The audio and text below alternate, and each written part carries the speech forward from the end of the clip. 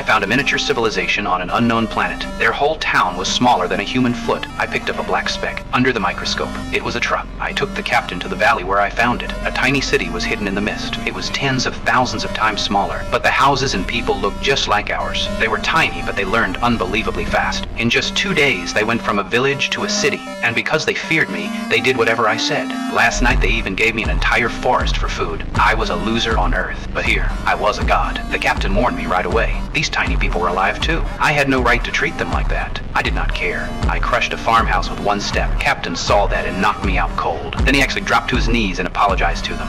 I'm truly sorry. Please forgive us. Forgive us, please. The next day, he fixed the ship. But when it was time to leave, I'd already gone back to the valley. When he found me, he saw my stone statue. I proudly told him the tiny people built it overnight. Captain looked at me coldly. They had done so much for me. What had I ever given them? But to me, the fact that I had not destroyed them was favor enough. That made him snap. He told me the ship was ready. I had 15 minutes to get on board. Otherwise, he would miss the flight path. But there was no way I was leaving. I was staying here as their only god. Then I pulled out my gun and made him leave alone. Captain gave me one last warning. If I stayed here, I would die alone. I still did not listen. I fired a shot and forced him to go. This is a monotheistic society here, just room for one god.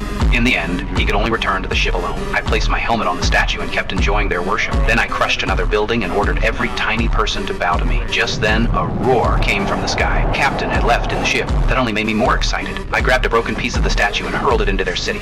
That's a reminder, little friend.